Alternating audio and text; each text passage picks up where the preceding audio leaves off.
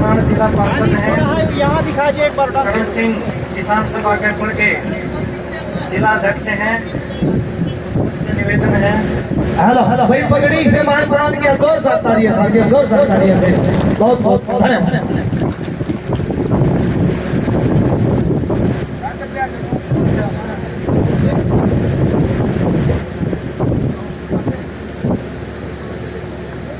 जोरदार ताली बजाय करें। बड़े हमारे से भी बुजुर्गों ने, हमारे बुजुर्ग आए हुए हैं, उनसे भी निवेदन है वो भी पगड़ी पहनाएं। जो हमारा एक खाप और पंचायतों का भाईचारे का छत्तीस बिरादरी का प्रतीक है, खाप की समाज की एक परंपरा है, तो पगड़ी से मान सम्मान देने पर छत्तीस बिरादरी की तरफ से जोरदार तालियां बजाया करो साथियों।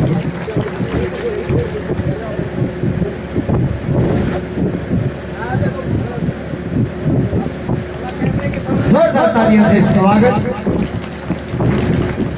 जिन भी आप एक जरा से संदेश पे जो भी मेरे पड़ोस में लगते भिन्न भिन्न गांवों से आए हैं, उनका भी मैं दिल से स्वागत करता हूं और बड़ा गर्व करता हूं कि कहीं कहीं तो परमात्मा है जिसके लिए इतने लोग दुआ करते हैं, कहीं कहीं तो कुछ परमात्मा की मेहर है।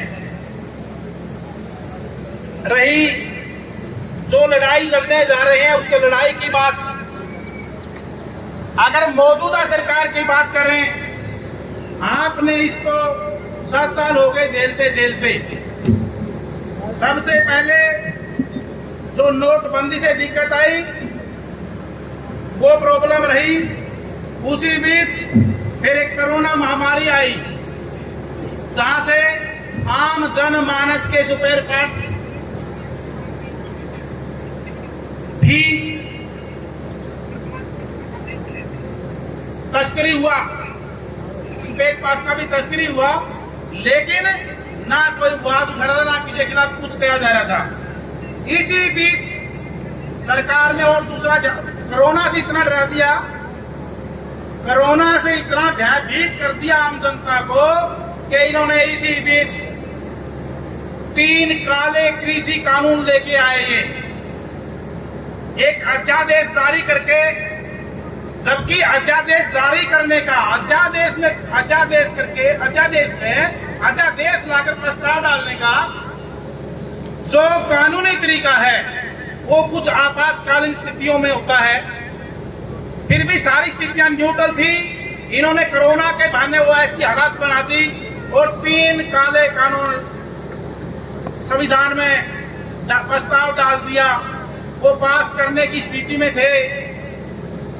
आप पे वो 3 काले कानून लागू होने से जो नुकसान होना था, जैसे ही आप जागरूक हुए और आपने वो आंदोलन जो 365 दिन तक जारी रखा, आप अगले आने वाली अपने वंशज के लिए वो महान कार्य करके, उसके लिए मैं आपका धन्यवाद करता हूं।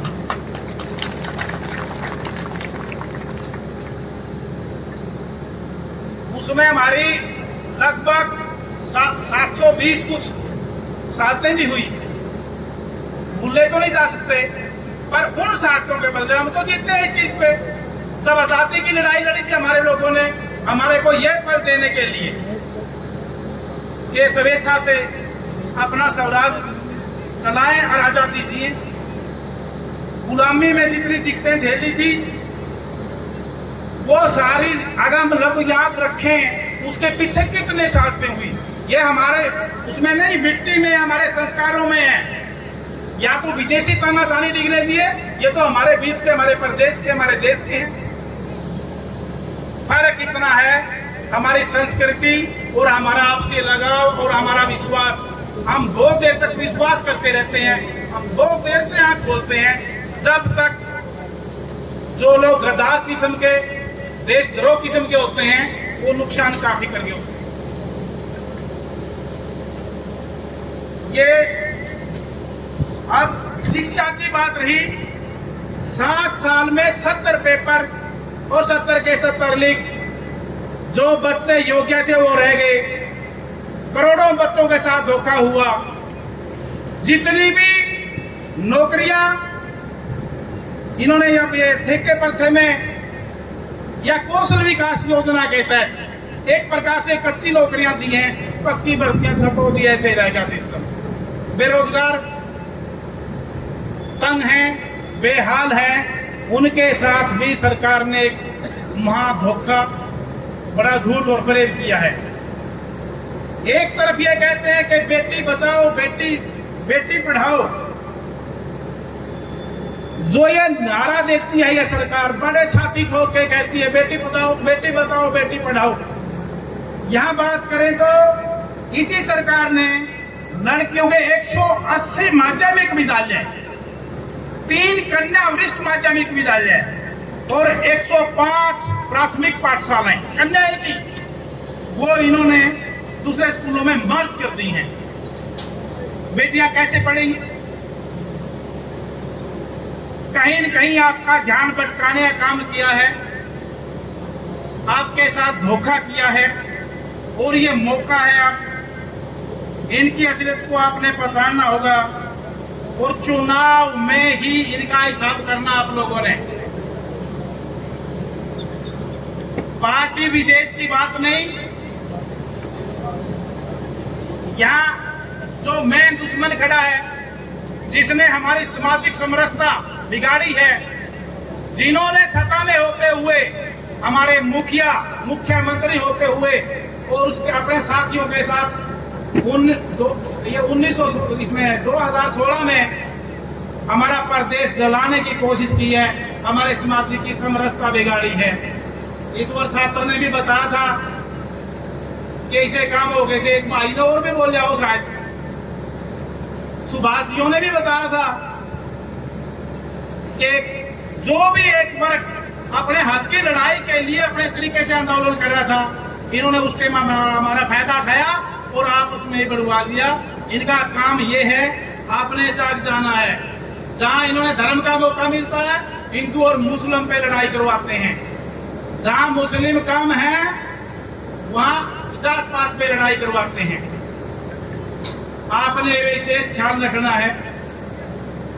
इतना गिर गए हैं ये लोग, जहां भी इन्होंने वोट बैंक बनाने के लिए, अपनी सत्ता हासिल करने के लिए जो कुछ भी करना पड़ा, जितनी भी लाशों से गुजरना पड़ा, ये गुजरे हैं।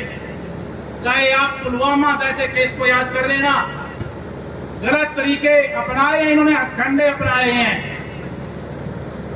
कभी कभी तो शंका होता है कि अंग्रेज चले गए और आगे अपने औलाद छोड़ गए। एक भाई, आप अपने समाज से, जो हम अपने समाज में जिसमें जीतते हैं, हम उसको बहुत बुरी नजर से देखते हैं। जो दो भाइयों में बहका घुसड़ा के, बहकाई करवा के आपस में झगड़ा करवाने की कोशिश करता है या उनके लट्ठे बचवाने की कोशिश करता है। और यहाँ जो आपकी सरकार है वो कर रहे हैं। अभी तुरंत थोड़ी मेरे पता है गर्मी है, ज्यादा टाइम नहीं लूंगा, एक हाल की बात बताता हूं।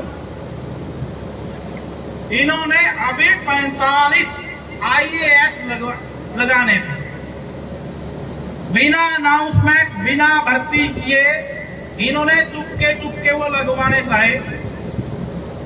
पता नहीं उनके अंदर गुण कितने थे, नहीं थे। ये अपने नियर के या कुछ पूंजीपतियों को, उसमें जो भी इसके नियर है, जो भी सिस्टम था, उनके लगाते हैं।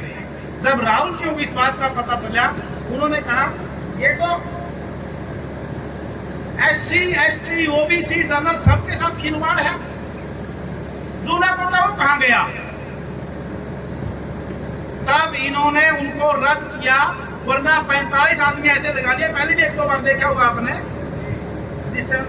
ज्यादा ही सिफारिश सिस्टम हो जाता है कि उस आदमी में जिस कुर्सी में बैठा दिया उसमें गुण है ही नहीं। 45 वो अधिकारी IAS रैंक के जो चीफ सेक्रेटरी, डायरेक्टर इन्होंने भर्ती कराने थे। एक ही बात है, इन्होंने जिस महकमे को जिस तरीके से कब्जाना है, उसमें ये अपने कब्जे की तैयारियां शुरू कर देते हैं। और विद्रोह ना हो, हम उनको आपस में लड़ा देते हैं। हमारा ध्यान भटकाने के लिए इतने कागजी में लगा दिए, कच्ची नौकरियों में डाले, भटक रहे हैं। जिन बच्चों को बढ़िया यानी सेकंड क्लास फर्स्ट क्लास की नौकरियां करनी चाहिए। वो देखा हाँ स्कूल में पानी गिलास चपरासी ला के बैठे हैं।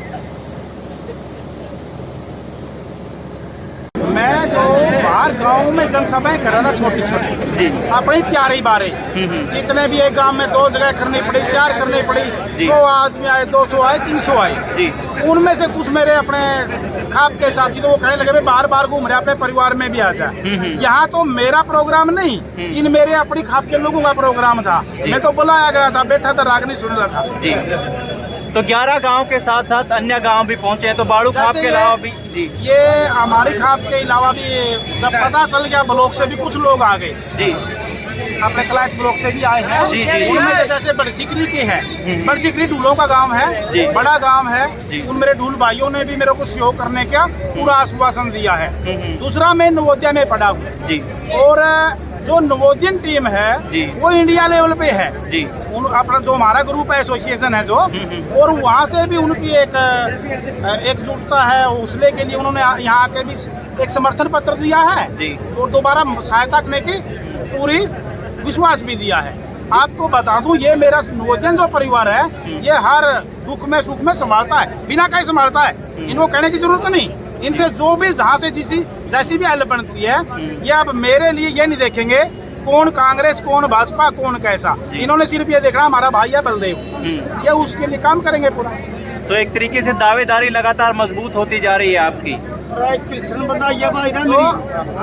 जो हमारा सामाजिक सत्र था उस जो धरातल पे हमारा जनाधार है लोगों से जो प्रेम है उस पर पे तो हम अपना दावा ठोक रहे हैं पहले से भाई 30-35 हजार लोग मेरी खाप के में जो हमारे गांव के हैं उनके हैं मेरी खाप के हैं 25,000 जो मेरे जिसमें सत्संगी हूँ सच्चा सौदा से अनुयायी हूँ उनके हैं वो भी हमारे क्लियर हैं जी। तो कांग्रेस आला कमान से कोई दरखास्त वगैरह करेंगे कि आप जैसे चेहरे पर वो कलायत में दाव खेले? वो एक उनको कहने की जरूरत नहीं वो तैयार बैठे हैं और उन्हें योग्यताएं देखना भी आता है और पहचानना भी आता है और उन्हीं योग्यताओं के बल पे हम विश्वास करते हैं वो हमारे कलायत से लड़वाएंगे। ठीक है जी।